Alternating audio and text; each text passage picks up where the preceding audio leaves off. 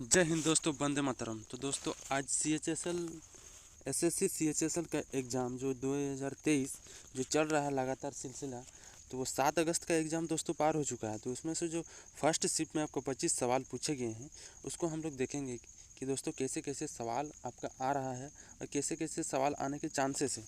तो चलिए, जो पहला सवाल आपका आज पूछा गया था, तो दोस्तों पहला सवाल आपको पूछा गया था कि सिंधु नदी किस ग्लेशियर से निकलती है। सिंधु नदी जो है किस ग्लेशियर से निकलती है। इसका जो आंसर होगा ये बुखारचू आपका सही हो जाता।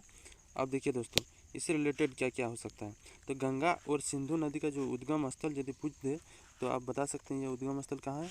तो उद्गम स्थल इसका हिमालय में है। और सिंधु नदी का जो प्राचीन नाम है ये सुषमा नदी है। ठीक है, ये भी आपका पूछ सकता है।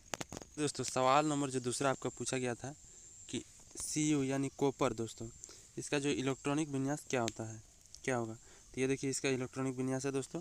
अब देखिए इससे रिलेटेड और क्या क्या सवाल आपका पूछ सकते हैं।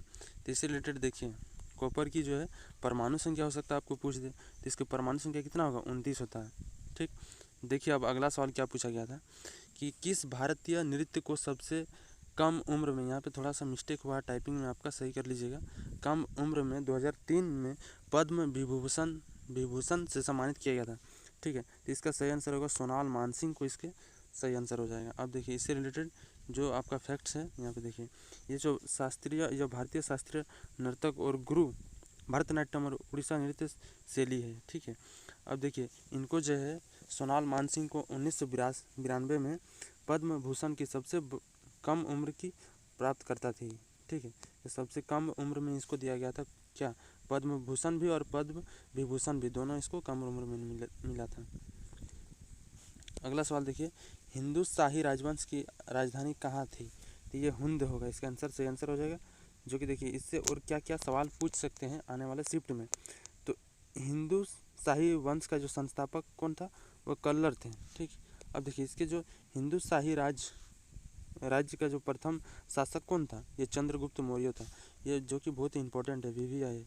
ठीक, अब देखिए अगला आपका क्या सवाल पूछा गया था, भारत के किस राज्य में 2020 में ऑनलाइन गेमिंग बंद कर दिया गया। यह बहुत, देखिए दोस्तों करंट अफेयर्स 3 साल पुराना आपका पूछ रहा है। ठीक, तो ये कब, कौन सा राज्य था, ये आंध्र प्रदेश राज्य। और अब देखिए आंध्र प्रदेश से कुछ रिलेटेड हम लोग फैक्ट्स यहाँ पे बताए हैं। आंध्र प्रदेश में जो कुल अभी कितने ज़िले हैं, 26 ज़िले कुल अभी हैं। ठीक, और आंध्र प्रदेश का निर्माण कब हुआ था, 1 नवंबर 1956 को हुआ है। ठीक, ये भी बहुत इंपॉर्टेंट है कि राज्य का गठन कब हुआ था आंध्र प्रदेश का। अब देखिए संविधान से रिलेटेड सवाल पूछे गए कि विधि शासन किस देश के संविधान से लिया गया था। तो ये इंग्लैंड से लिया गया था दोस्तों, बहुत इंपॉर्टेंट है ये भी। अब देखिए अगला जो पूछा गया था टोक्यो ओलंपिक से रिलेटेड पूछा गया है। टोक्यो ओलंपिक जो 2020 में किसने किसने जो है वो रजत पदक जीते थे। ठीक है, तो रवि दहिया और मीराबाई चानू जी ने ये पदक जीते थे। ठीक, अब देखिए अगला जो सवाल आपका है, नीति निर्देशक तत्व किस देश के संविधान से लिया गया था। नीति निर्देशक, तो ये लिया गया था आयरलैंड से लिया गया था।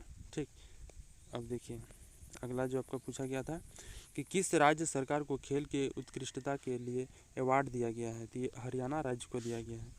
ठीक है, अब देखिए अगला, यहाँ पे दोस्तों यहाँ पे समाप्त होता है। तो एक लाइक कीजिए, चैनल पर नए हैं तो चैनल को सब्सक्राइब कीजिएगा। धन्यवाद।